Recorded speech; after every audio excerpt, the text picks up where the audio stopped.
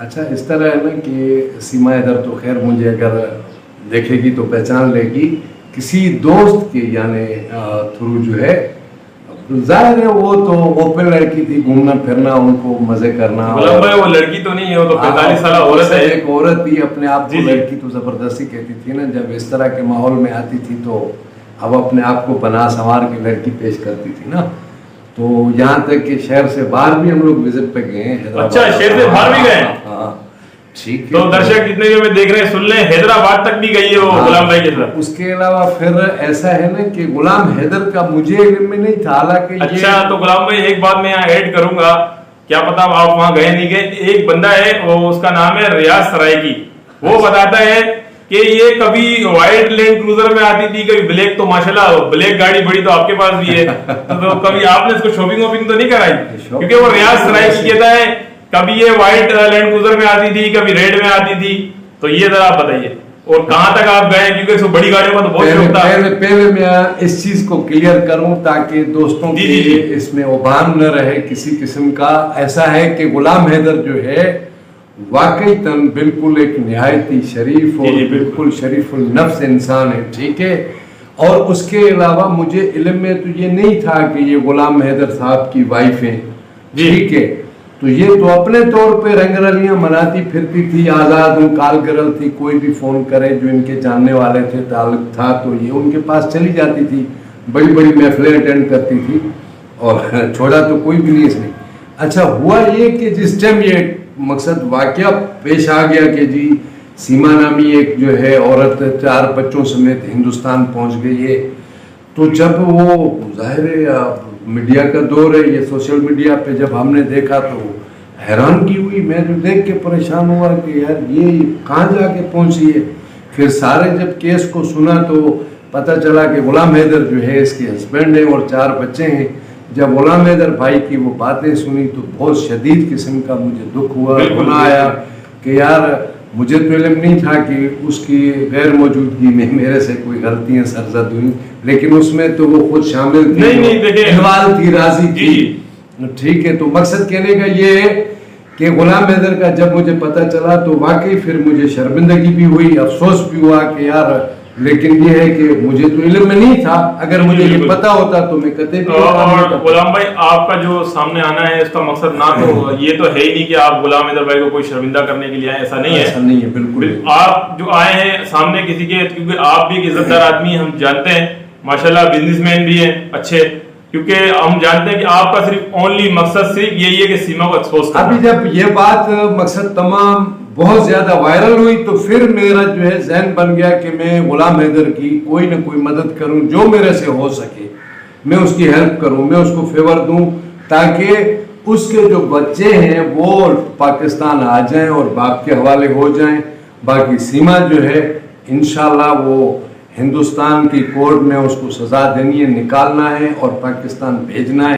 तो सीमा हैदर को जो है हिंदुस्तानियों ने बिल्कुल निकालना है, भेजना है पाकिस्तान, लाजमी डिपोर्ट करेंगे।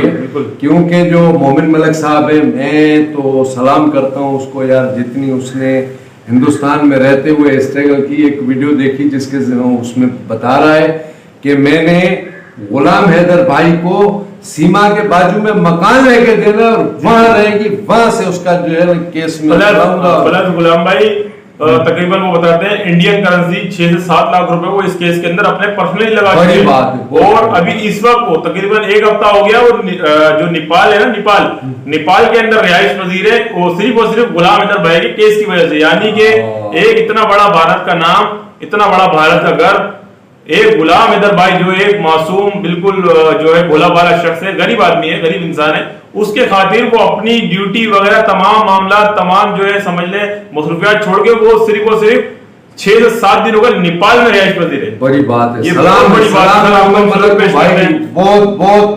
बहुत बड़ी बात है। यकीन करो कि ये उसका भाई बहुत बड़ा ज़र्फ है कि उसने एक सीरियस होके और इस मैटर को लिया हुआ है और अल्लाह कामयाबी देगा और मोमिन मलिक साहब जरूर कामयाब होंगे। ये बात आप याद रखें कि हिंदुस्तान का जो मोमिन मलिक साहब है वो ऐसा वकील है कि मैं आपको यकीन से कहता हूं कि उसके मद्दे मुकाबिल शायद, क्योंकि वो मुखलसी में अपने जेब से खर्चा करके, ठीक है, और इतने बड़े केस को यानी अल्लाह की इस रजा के लिए वो काम कर रहा है। बहुत बड़ी बात है यार, सलाम है मोमिन मलिक साहब आपको। बिल्कुल सर। तो मेरा अगर पैगाम जाए तो मैं बिल्कुल जो है पाकिस्तान के लिए आपका कोई हुक्म होगा, हम गुलाम भाई आपके लिए हर वक्त हाजिर हैं।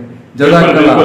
और वकास भी जो है इस बात की हमारी आपस में डिस्कस होती है तो बिल्कुल आपका जिक्र आता है। आप सीरियसली बहुत इस मैटर को जो है कोशिश कर रहे हैं कि ये मसला हल हो जाए, बच्चे जो है गुलाम हैदर भाई के पास मिले। तो ये बहुत बड़ी जिद्दोजहद है, बहुत बड़ी स्ट्रगल है। यकीन करो कि इसका हमारा तस्वर भी नहीं कि इतनी आपने हेल्प की है ना। अल्लाह पाक आपको जज़ाए खैर दे।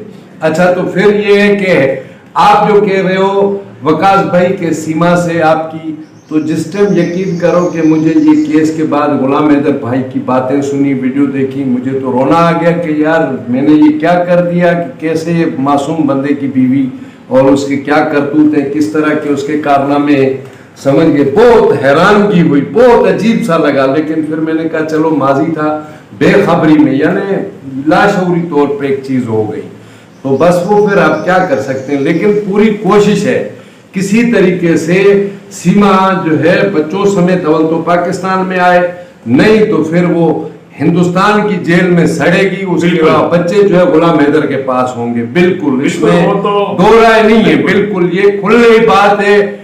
आज नहीं कल, कल नहीं तो किसी भी टाइम, 2 महीने 6 महीने इंशाल्लाह अनकरीब, ये नहीं कह सकते कि कौन सा टाइम कंफर्म करें, लेकिन अनकरीब ही ये फैसला आने वाला है। अभी गुलाम हैदर भाई हिंदुस्तान जा रहा था लेकिन कुछ फिर कानूनी कार्रवाई इलेक्शन हो रहे थे जिसकी इस वजह से कानूनी कार्रवाई जो है थोड़ी रुक गई, देर हो गई, लेकिन वो जाएंगे। मोमिन मलिक साहब ने कल फिर जो है 3 न्योता भेजे और उन्होंने कहा है कि जैसे अभी हमारी ये बकरीद गुजरेगी तो फिर अगेन इंशाल्लाह बुलाया जाएगा। बिल्कुल बिल्कुल लाजमी जी, बहुत बड़ी बात है। तो गुलाम हैदर भाई जाएंगे हिंदुस्तान, इंशाल्लाह लाजमी जाएंगे। हमारी पूरी कोशिश है कि वहां जाके उनकी कोर्ट में फेस करें इस केस को, और उसके बाद हमें बिल्कुल पूरी 100 नहीं 1000% ये यकीन है कि हिंदुस्तानी जो अदलिया है, उसका जो कानून है, वो बिल्कुल गुलाम हैदर भाई को फेवर देगा और बिल्कुल ये हक पे है। बिल्कुल ठीक है, तो वो बच्चे इसके हवाले करेगा, तो ताकि हम जब तक जिंदा हो अपने औलाद को भी ये बताते रहें कि यार इस तरह का केस हुआ था, तो उसमें जो है वो हिंदुस्तान ने, उनकी अदलिया ने बहुत जबरदस्त इंसाफ किया।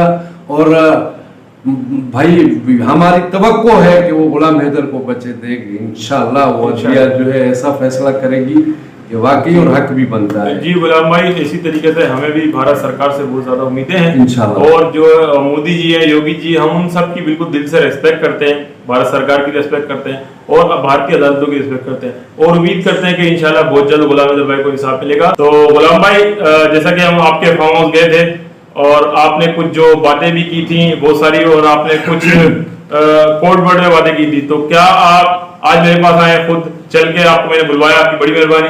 क्या कुछ हमारे दर्शक को आप बताना और बेहतर समझेंगे, क्योंकि जाहिर सी बात है जो इस केस के अंदर आपका मकसद कोई टीआरपी लेना नहीं है, अपनी कोई मतलब कोई अपने आप को फेमस करना नहीं है। आपका मकसद सिर्फ और सिर्फ ये है कि गुलाम हैदर भाई के जो मासूम 4 बच्चे हैं वो किसी तरीके से मिल जाए और सीमा भगोड़ी जो 420 औरत है वो एक्सपोज हो जाए। जी गुलाम भाई।